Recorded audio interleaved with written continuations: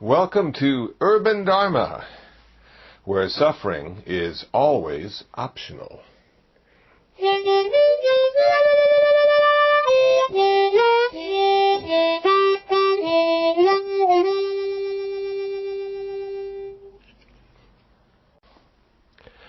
Hello, this is Reverend Kusala, and I'm talking to you from downtown Los Angeles. I live at the International Buddhist Meditation Center, which is in Koreatown, the Koreatown section of Los Angeles. We're a few blocks away from the Staples Center, if you're familiar with that. Just to give you an idea of where this podcast is coming from. A couple days ago, Thursday as a matter of fact, I was invited to speak at a Catholic high school called Bishop Montgomery High School in a comparative religions class on Buddhism and who the Buddha was. The presentation lasted about 126 minutes, so I thought it was a little long for a podcast, so I've split it in two. This is part one of my presentation, and then the third podcast coming up will be part two. About 16 minutes into the presentation, one of the students came with a camera and wanted to take a picture for the yearbook. So there's about a minute and 30 seconds of not much of a presentation, but you'll hear us arranging ourselves and the picture being taken. And then about 27 minutes into the presentation, a student asked about nirvana.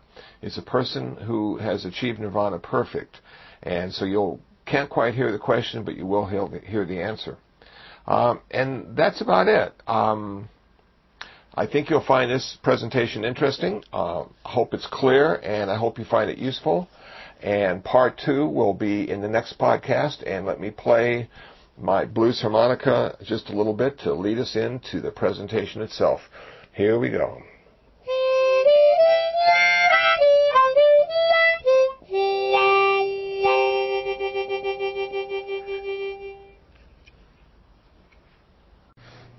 Okay, testing. Good. Okay. Modern technology, it's a wonderful thing. So my name is Reverend Kusala. I was born a Lutheran a long time ago, and in high school I became an agnostic. It was our job in high school in the 60s to question all authority and not trust anyone over 30. And we all did our job. And then I turned 30 and realized I'd be dead soon. I just watched Logan's Run, if any of you have seen that. And in Logan's Run, when you turn 30, the little thing starts blinking in your palm and you're toast. So I got a book by Houston Smith called World Religions and read that book and liked the chapter on Buddhism. It made so much sense to me. I'd never heard about Buddhism before, but what they talked about, the human condition, what it means to be a human being, spoke to me clearly. I have never had a relationship with God, and I have never communicated with God. And so when people talk about God, I'm not quite sure what they're talking about. But when the Buddha talked about how difficult it is to be a human being, I sort of knew what he was talking about, because we've all had good times and bad times being human beings. So I got another book, the phone book, and found a meditation center and started to meditate. And then in 1993, I decided to become a postulant. In 1994, I became a novice monk. In 1996, I became a fully ordained monk. And I wasn't quite sure what an American Buddhist monk did because, I had watched Kung Fu in the 70s. And I don't know if that was a good example. They had a lot of candles in their temples, and they sat around and said wise things. But I live in downtown Los Angeles, and not too many people say wise things down there. And we don't have any candles. So it's like, okay. I answered the phone one day, and it was Deacon Szymanski from L.A. County State Prison for Men in Lancaster, California. And he asked if I would be willing to travel to Lancaster once a week and work with the Buddhist prisoners. And my response was, there are Buddhists in prison? Because I had read all about Buddhism. It didn't seem like we went there. But we go there. And so for a year, I was a volunteer at L.A. County State Prison for Men, teaching the prisoners about Buddhism and meditation, and I was able to find some other volunteers to help me. And when I left there, they took over, and the program continues today. And then for the next 4 years, I was at Central Juvenile Hall in downtown Los Angeles. And I would go twice a week, and I would work with the young people there, talk to them about Buddhism, but more importantly, I talked to them about meditation and how they can come to a place of acceptance with the way things are. Because a lot of the young people, this was the first time away from home. Sounds strange, doesn't it? But first time they hadn't been with their parents. And they're in juvenile hall. They don't have a bed, their own bed. They don't have their own pillows. And so they were a little stressed, to say the least. I asked this one girl, I said, what do you miss most about being in juvenile hall? She said, I miss carbonation. I want a soda. That was what she missed the most. She wanted a Coke, just one of those bubbles. So when you go to juvenile hall, you miss different things. And so I went there and had a great opportunity to see how many different ways people can suffer, whether they be old or young, male or female. For a year, while I was going to Central Juvenile Hall, I also went out to Camp Kilpatrick, which is a high-risk probation camp in Malibu. And this is where they put some of the guys who are rascals. And I taught a blues harmonica course there. So I was able to get some harmonicas donated. And we would sit down, and I would bring in some CDs of my favorite blues guys, Muddy Waters, Howlin' Wolf, Sonny Boy Williamson, number 1 and 2, James Cotton. All these greats. And we would play the blues, and these guys were living the blues. So they sort of already had the feeling, they just didn't know about the harmonica. And then I found a professional guitar player to come to help me with that project. And he taught the guys how to read music and what music meant. So when they went home, they got to keep their harmonica. And I just imagine them going home the first time and say, Mom, look what I got at camp. I got a harmonica. I wonder how Mom felt about that. So I was there for 4 years, again learning a lot. And then I was invited to Garden Grove, which is in Orange County. I was invited to do the keynote address at the mayor's prayer breakfast and talk about Buddhism. And I said to them, well, I don't pray, but I do eat breakfast. Is that okay? And they said, that's fine. We're going to have a good breakfast for you. We just want you to tell us about Buddhism. And I did. And I brought my harmonica with me and played a little tune for them, and they all liked that. And the chief of police was in the audience. And a week later, his office called me up and asked if I'd be interested in being a police chaplain for Garden Grove. They were expanding their chaplaincy program, and before me, they had only white Christian police chaplains, but they wanted to get a Jewish chaplain, a Muslim chaplain, a Buddhist chaplain. And so I thought to myself, gosh, I've been behind bars now for 5 years. It would be so cool to ride in the police car. Cops was always one of my favorite shows. And I'm thinking car chases and all sorts of stuff. And I did have a chance to go on one car chase. It was a lot of fun.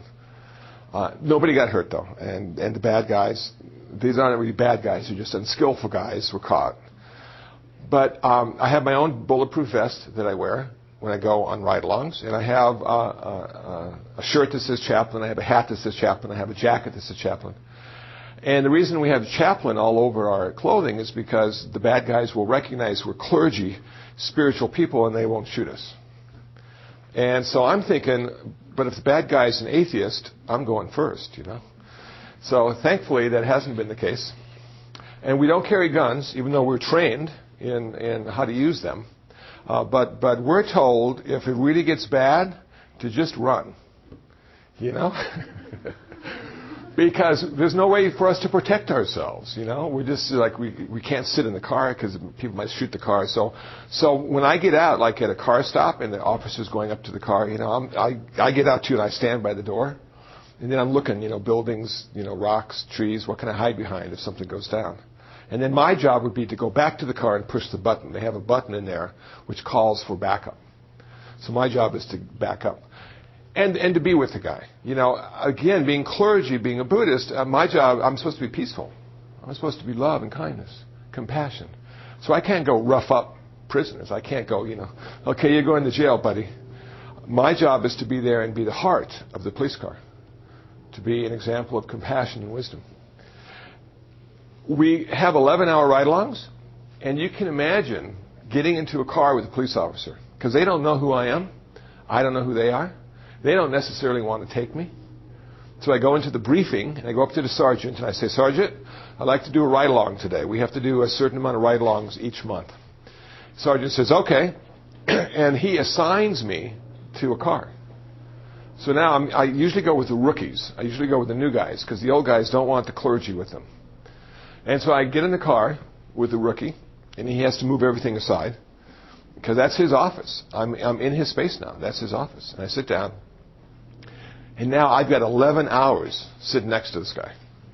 I don't even know his name. Never saw him before. He's never seen me before. And so we start driving around Garden Grove. And we take a couple calls, and we might stop off for, get some water or something. We take a couple more calls, stuff like that. And as the day goes along, I start talking about Buddhism. He starts talking about his wife. They just got some new drapes. They're thinking about buying a new car. And we become real to each other, And that's the whole deal. It's to build up those friendships with the officers. Allow them to talk to somebody. Because they see a lot of stuff that we've never seen before. And if they're riding alone, in a Garden Grove they do ride alone, they got nobody to talk to about it. And to put it into perspective, to sort of bounce this stuff off of. So we're there, sort of giving meaning to some stuff. Why did that accident have to happen? Why did that guy have to die, And to go up on scene and see, dead bodies and stuff, it's really sort of rocks your world. So we're there to talk with each other and sort of make sense of the whole thing. Of course, ultimately, it makes no sense at all, does it? Now, besides being with the police department, I'm also at UCLA, and I'm the Buddhist chaplain on campus, and we have a Buddhist club that meets every Tuesday in the Catholic Center. The Catholics are really nice to us, and the reasons Catholics are nice to Buddhists is because of the Second Vatican Council, where they said Buddhism is okay. So when the Catholics said Buddhism was okay, then they started talking to us. And so we have a good working relationship. The Protestants can't quite figure us out yet, and the Jews and Muslims just don't know. But the Catholics do know. We also have something in common that we don't have in common with Jews, Muslims, and Protestants, and that's a clergy that lives in a monastic setting. So we have priests and nuns. And in Buddhism, we have monks and nuns. So we have that in common, too. And these are men and women who have devoted their lives to their own personal training and being of assistance to others. And when I get around a bunch of priests, I'm amazed at how much they know. They all go to school for a really long time, and they all have all these degrees and stuff, and they're really smart, And it's sort of fun for me to hear them talk about their theology, because my approach is a little bit different. And I'm always amazed at how much they know and how much I don't know. It keeps me humble. Last year, for the first time, we had the Monks in the West Conference, held at the Sage City of 10,000 Buddhas. These were Catholic monks and Buddhist monks who came together for 3 days to talk about inner life and training. What does it mean to be a monastic in the West? How do the monasteries work? What kind of training do you go through? How difficult is it to live in a single-gender community? What do you do about love and intimacy in those relationships if you're not going to have lust? How do you keep a healthy mind state when you look at the world and see how crazy the world is? And one of the Catholic monks refused to become a reverend or a priest. He wanted to be nothing more than a monk. He said, if I go to the next level of ordination, I'm going to have to give homilies, I'm going to have to do weddings, I'm going to have to do funerals, and I want to be a monk. I don't want to do that stuff. I want to practice. And I'm thinking, that is so cool. Because all the other priests were sort of doing weddings, doing funerals, giving talks. But this monk was at the monastery, and he was being a monk. So we talked about a lot of stuff, and one of the things we talked about was sex. Of course, for us, it was how not to have sex, And we had these old guys, and we had these younger guys, and we had all these men. And I had never heard men talk about sex in the way we did those 3 days. And I wanted to share a little something about that. That I never really understood how men are supposed to love, because every man in my life told me how to lust. But not one of them told me how to love. Now, I've had women in my life tell me how to love, but they told me how to love as a woman, not as a man. And I think men and women love differently because of birth. So how does a man love? And more importantly, how does a monastic man love who lives in a single gender community? And how does he express that love in his intimacy with the people being loved? without breaking his vows and precepts. So I worked on this, and in 2006 we're gathering again to talk about just that, love and intimacy in a monastic setting. That will be the conference title. And I'll keep you updated on how it goes. So this is what came to me about how men love. I think a man loves by accepting the person being loved unconditionally. And that's it. When a man really loves you, he accepts you just the way you are. He doesn't want you to change in any way. Now, isn't that so cool? Have you ever seen a big burly guy with a bunch of tattoos and a hairy back pick up a little newborn baby? And he's just so, you can tell he's just in love with the little guy, you know? And he's awkward and doesn't quite know what to do. So how does a man now express that love? He expresses his love through kindness.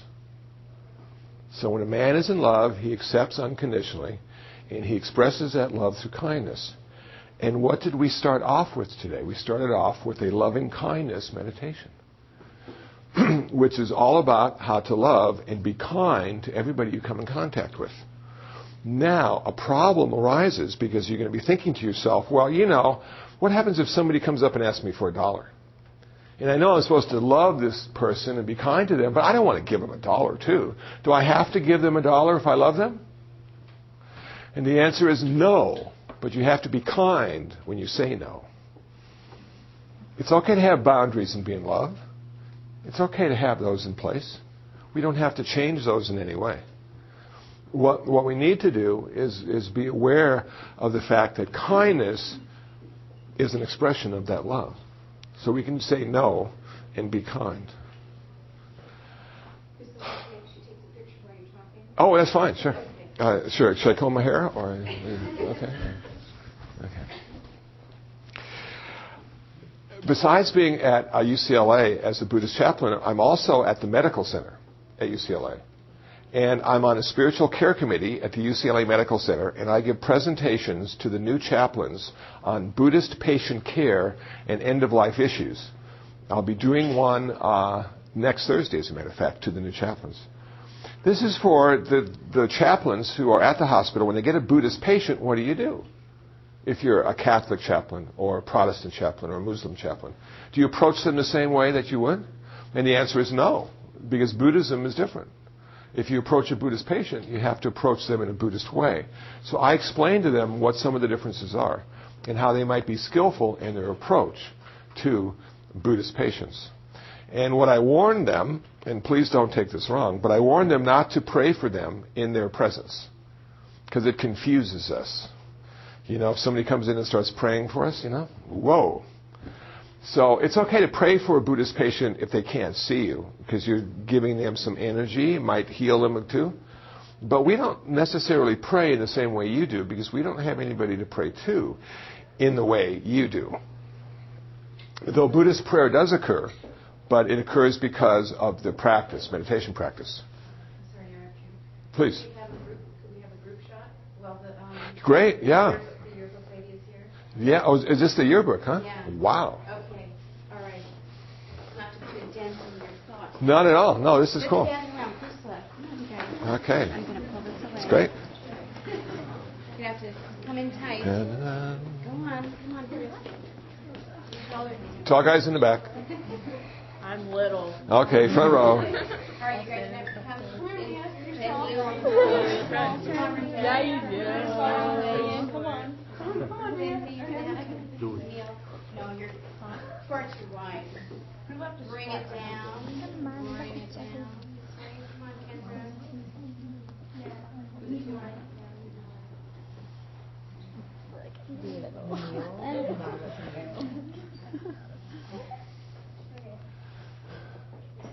Does that camera have film? Yeah. Wow. 1, 2, 3. Oh. 5, 6. Okay, I'm done. It's that old school technology.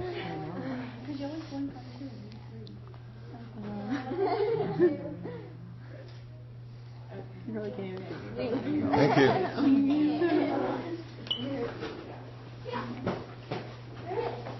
Thank you.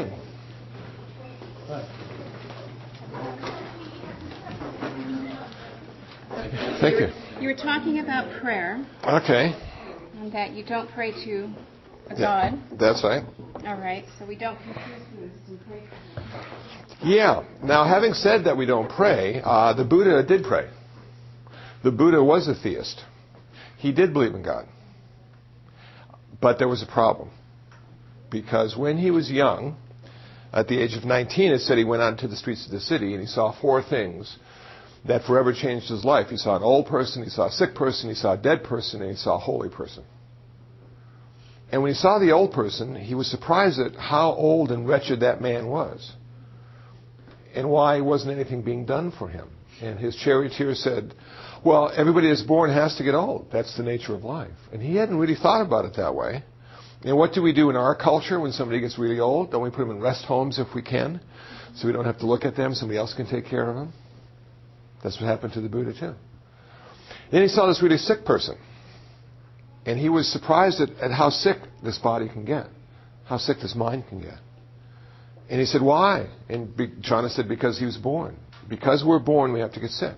Everybody who has been born has been sick. And what do we do with sick people? We put them in hospitals so we don't have to look at them. We don't have to care for them. So you can see why the Buddha hadn't seen all these things in the same way. We haven't seen a lot of the same stuff too. And then he saw this dead person.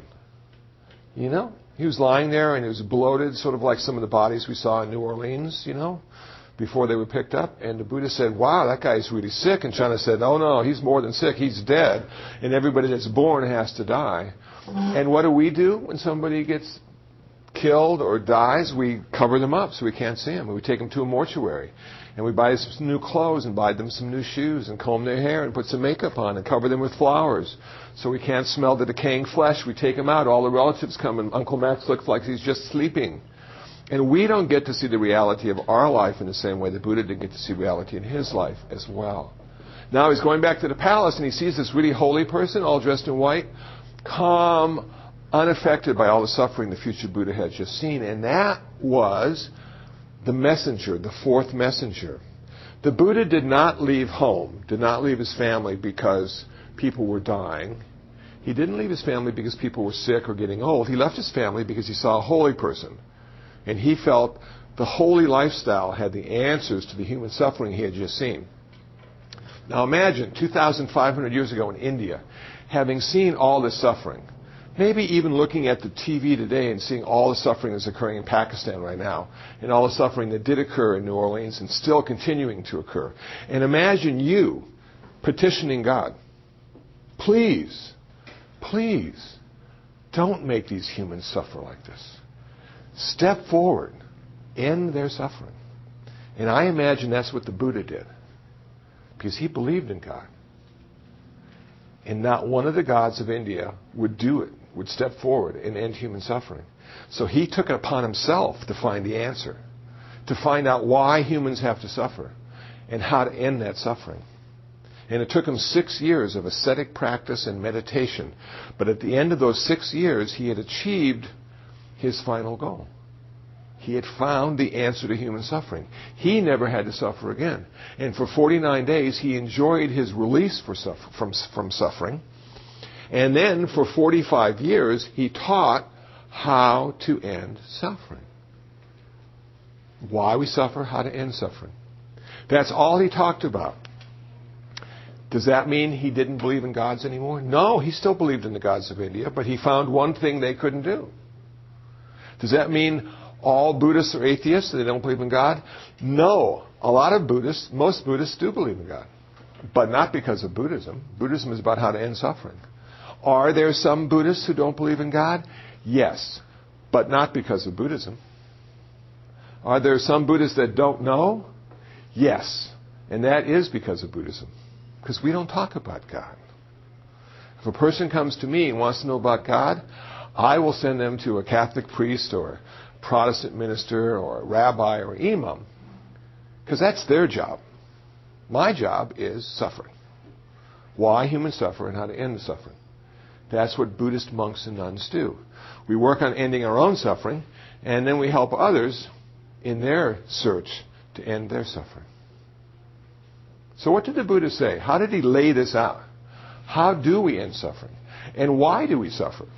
You know, last week I was at Palos Verdes High School, and it is a tough sell to talk about suffering. Because it's nice up there, you know? You can see the ocean from the campus. There's some really cool cars in the parking lot. And I'm going, hey, you know, life sucks. And they go, well, I know, we lost the game last week. You know? So it's sort of like that, you know. I mean, what kind of suffering am I talking about? Well, there's like little suffering. There's like, oh, you know, I can't watch my favorite TV show. Little suffering. Or I got a bad grade. Or we're not going to take a vacation. Oh, I can't get, there's that. But then there's the big suffering like I've got terminal cancer and I'm going to die in 3 months. Now that's the big deal. That's when your whole life changes. Or one of your parents dies. And they will, if you live long enough. And you go, wow, how do I deal with this now? You know? And that's what Buddhism is about. Is coming to a place of acceptance with the way things are. Rather than always wanting to change things and make them better. Make them perfect. In Buddhism, they say we are not born in original sin. We are born in original ignorance. We are born stupid. And we do dumb things, and that's why we suffer. And all we need to do is change that stupidity into wisdom, and we'll never have to suffer again. Now, let me tell you what suffering is. And the best definition I've heard came from a 7th grader named Esmeralda. I was speaking to her class in Glendale, California, about Buddhism. And after my presentation, she raised her hand and said, Reverend Kusala, I now understand the difference between pain and suffering. Suffering happens when you don't want to have the pain. Wow. Can you imagine that? 7th grader knew that already? So I'm not talking about getting rid of pain. I'm talking about getting rid of suffering. If you have a body, if you have a mind, you will have pain. But suffering is optional. So the Buddha, in his very first talk, said, I have discovered 4 truths. The first truth I have discovered is that life is ultimately unsatisfactory. Not always, but ultimately. We're born, we get sick. We're born, we get old. We're born, we die. If that's not bad enough, everything in our life that we truly love, cherish, and want to hold on to will be taken away from us, and the culprit is impermanence and change. We can never own anything, ultimately. We can never control anything, ultimately, not even ourselves. We and everything in this universe, according to Buddhism, is in a constant state of flux and change. The answer is nirvana. But the reason we suffer so much as human beings is because we have desire. We really want to hold on to the good stuff and push away the bad stuff. So desire, craving, thirst, clinging, repulsion, pushing away, that kind of desire causes our suffering. If we can get rid of that desire, we will never have to suffer, and nirvana is the end of desire. Nirvana is the end of suffering because it's the end of desire. And the 4th truth is how to achieve nirvana. It's the noble 8-fold path, which is right view, right intention, right speech, right action, right livelihood, right effort, right mindfulness, right concentration. I have a website, urbandharma.org. This information is on that website.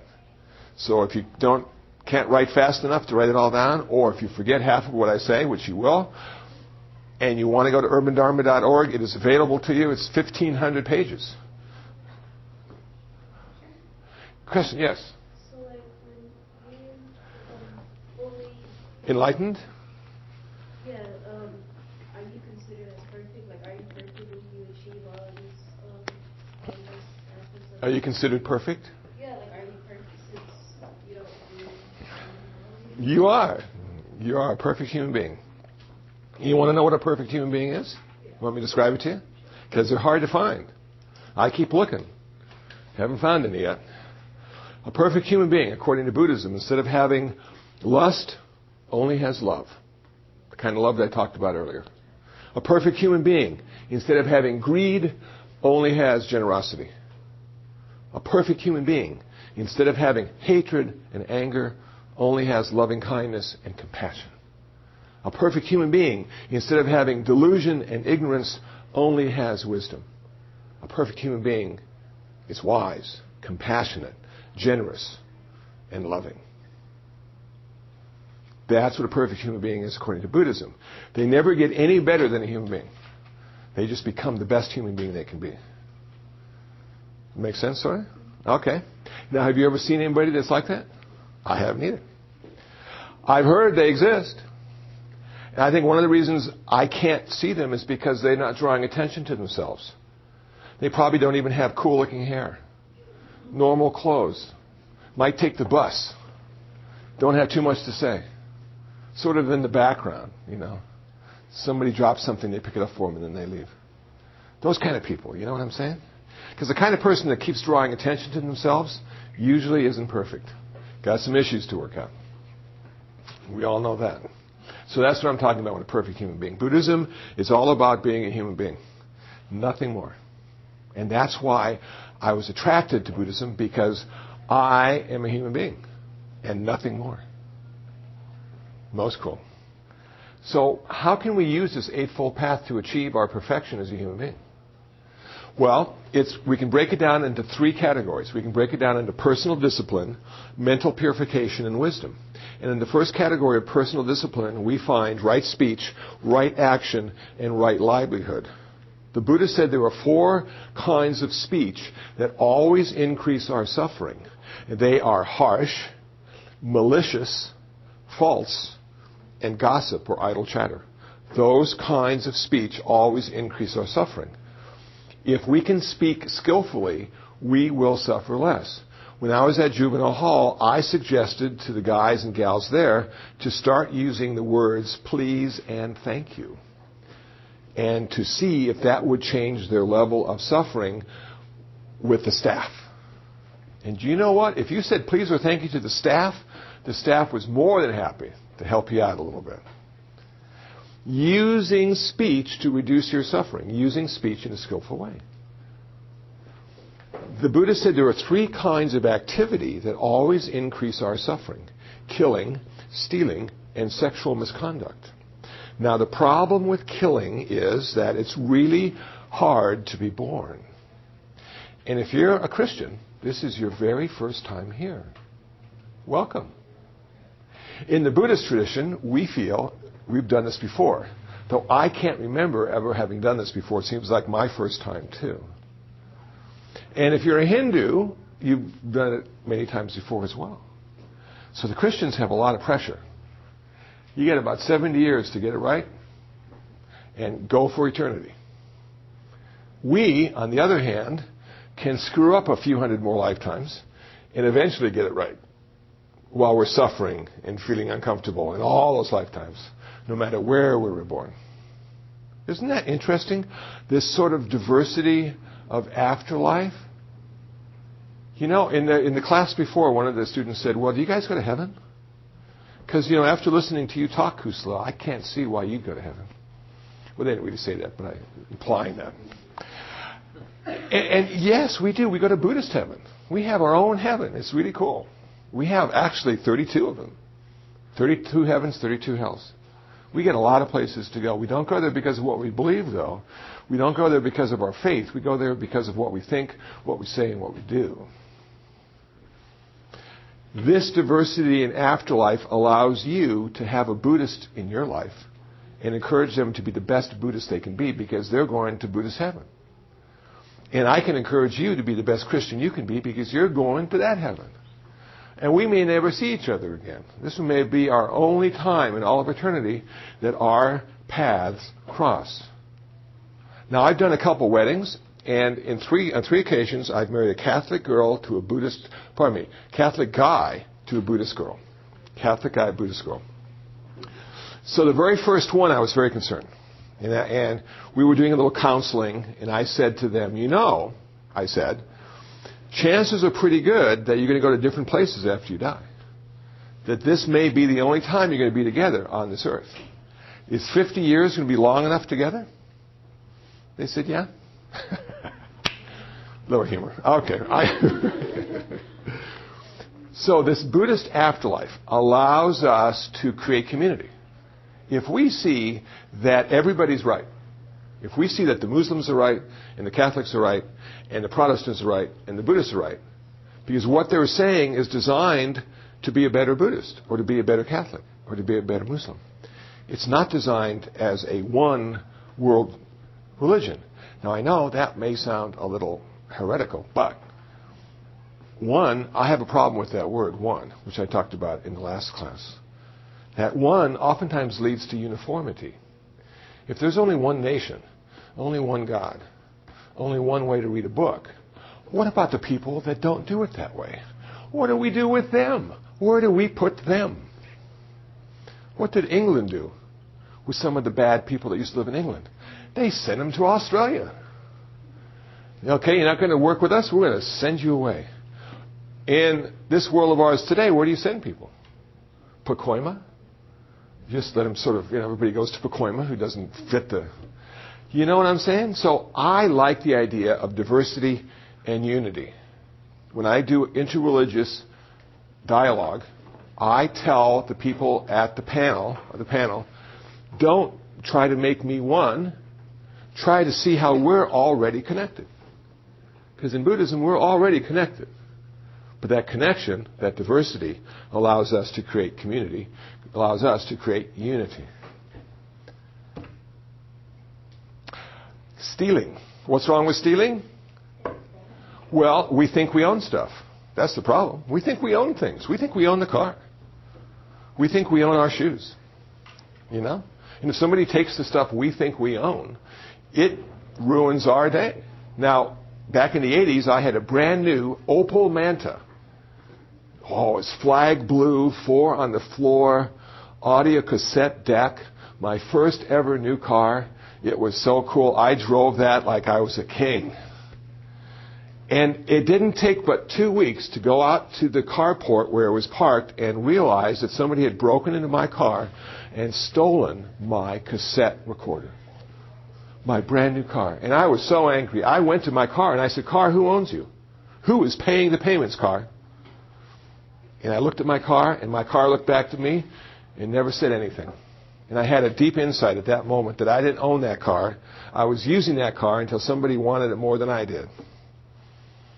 And the night before, they wanted that stereo more than I did, or I would have been sleeping in my car. And that's how it works with everything I own. I'm just using it until either it breaks, it rusts, it's misplaced, or it's taken. So if we take things from people and they think they own those things, we are creating suffering in their life. That's why stealing is wrong, because people think they own things. Sexual misconduct. This is a tough one in L.A., because in L.A. everything is okay. When I was in high school, we couldn't do half the stuff. And the stuff we did do, we always felt guilty about. And now I look at the world today and I'm thinking, okay, if you can find your place, if you can find where you fit in, you will be ultimately happy in your sexual activity. And you know what? The Buddha didn't quite go along with that. What the Buddha implied in everything he said was this: the act of sex will never satisfy the desire for sex. The activity of sex will never satisfy your desire for sex. So you can have sex like 1,000 times and want it 1,001. You can have the best boyfriend or girlfriend you've ever had and want another one.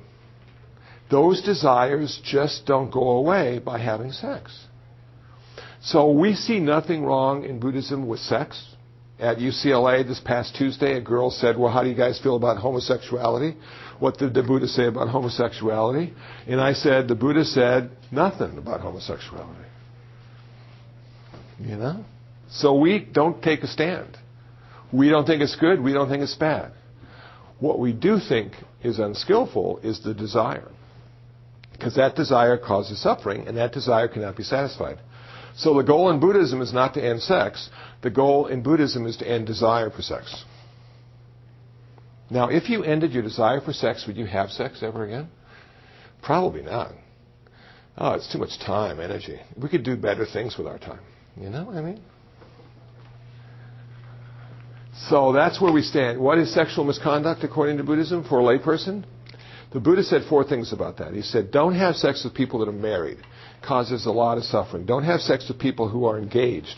It causes a lot of suffering. Don't have sex with people who are being supported by their parents, children. It causes a lot of suffering. And don't have sex with people against their will. It causes a lot of suffering. That's what the Buddha said about sex to lay people.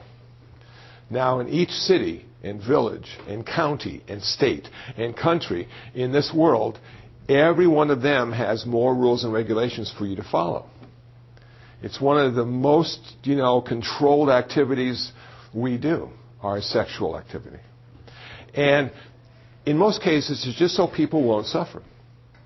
If it was legal to have sex anytime and any place you wanted to, think about how uncomfortable that could be. It's time for lunch and there they are, Wow. So we have rules, that say if you want to have sex, you have to be inside. People can't watch you and stuff. And that's not because sex is bad, but I think it's more because we don't want people to suffer.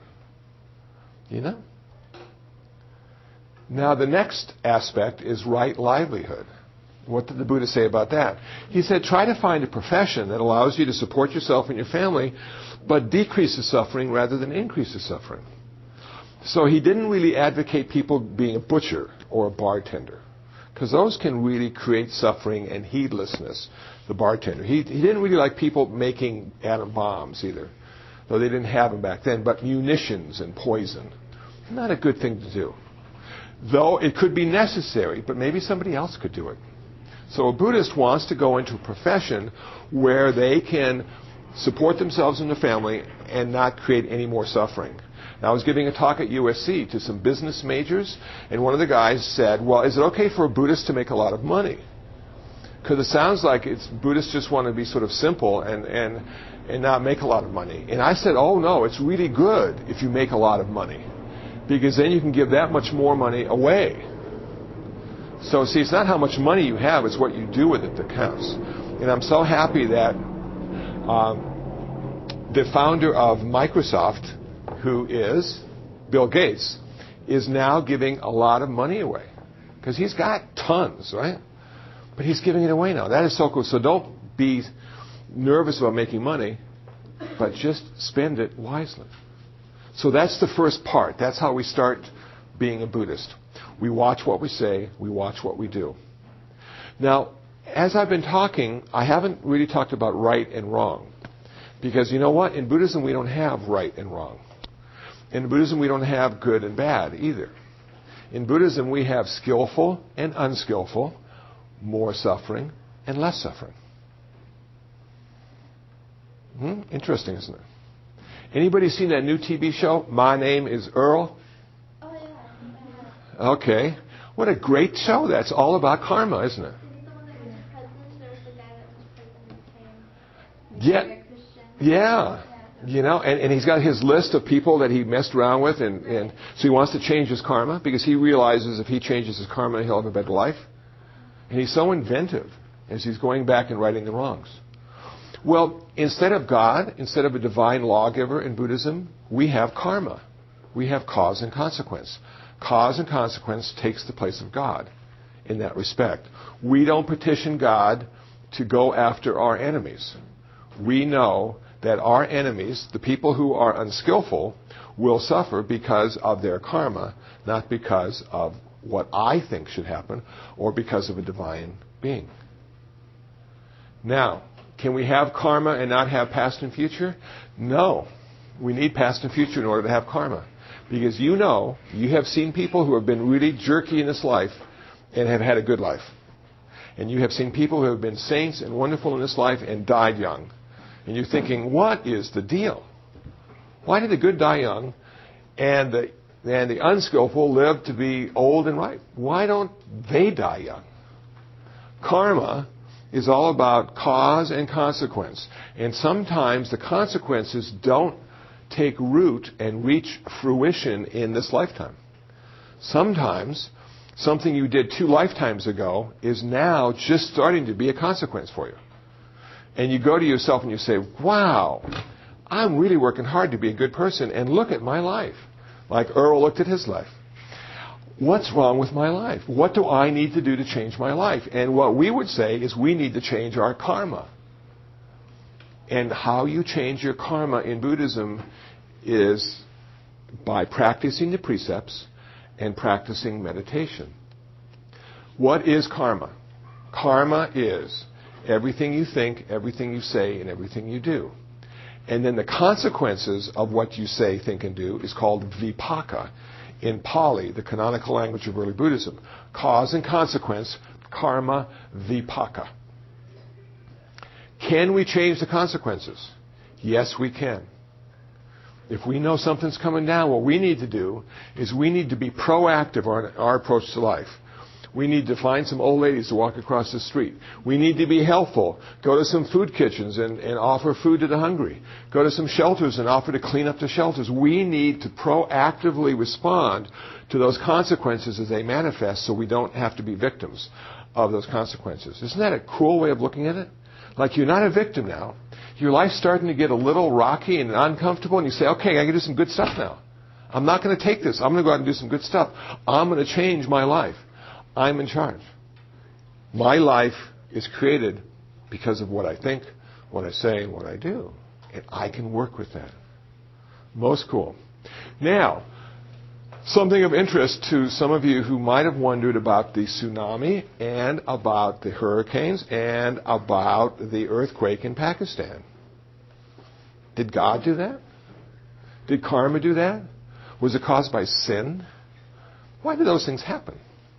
And when the tsunami hit, I heard a Buddhist scholar, a very well-known Buddhist scholar, said it was their karma. That's why those people in Thailand died. It was their karma. And I heard a Christian minister say it happened because of sin. And I'm going, what is wrong with these people? Because in Buddhism, nothing ever happens because of one thing. It always happens because of 5 things. The 5 cosmic forces. And I'll share those with you. If you're having a bad day, you can't blame one thing. The first cause is natural. It's like the earthquakes. It's like gravity. It's like the sun and the moon going around. Its cause is natural environmental forces. That's the first cause of why things happen. The second cause of why things happen is genetic. It's biological. It's genes and chromosomes. So sometimes our life is difficult because of our genes and chromosomes. Sometimes our life is difficult because of natural forces beyond our control.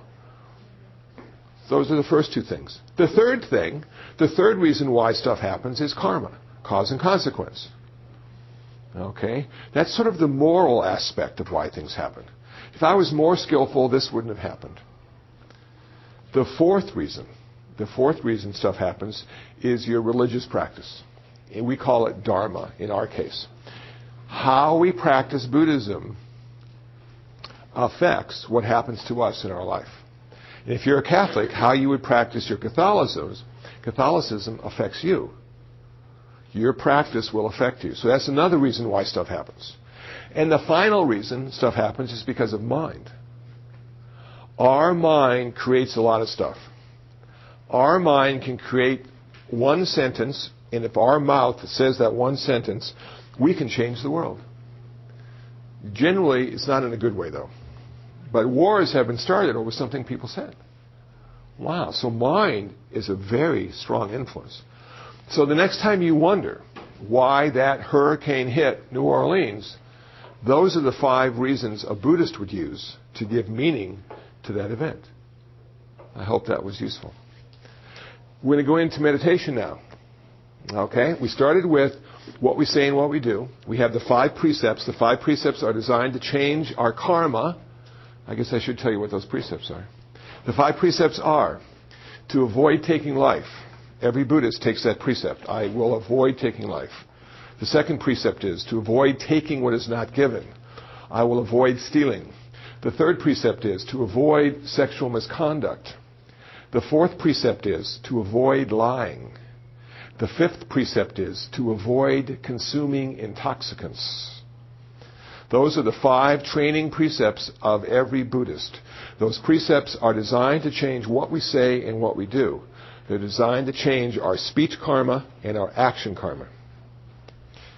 Now, the last one, I went and had dinner with the Jesuits at Loyola Marymount University a couple years ago, and I realized that Catholic priests don't have that 5th precept, not to consume intoxicants. What's that? They have alcohol at Mass. Yes, they do. Yes, they do. So what's wrong with having a beer once in a while? What's wrong with having a little wine? The problem in Buddhism with that is it could lead you to a state of heedlessness. You could end up losing all the wisdom you've acquired through your spiritual practice and becoming this really stupid person that does something very unskillful and creates a lot of suffering for yourself and everybody around you. So there's nothing wrong with drinking. There's something wrong with what it does to your consciousness. It steals your wisdom. Now, if you're becoming a Buddhist for the first time and you're a 6-pack a week guy and you go down to 3 bottles a week, you're being a good Buddhist. This is ultimate perfection, not immediate perfection. So if you're used to lying and you lie a little less, that's okay. You're going in the right direction. If you kill ants because you can't stand ants and now you kill half the ants you've killed, you're going in the right direction. So these are training precepts. They are not commandments. They are not given to us. We take them. We accept them. We are training ourselves to be perfect human beings. And it took the Buddha 550 lifetimes to become a perfect human being. That's a really long time. So we can't be too hard on ourselves.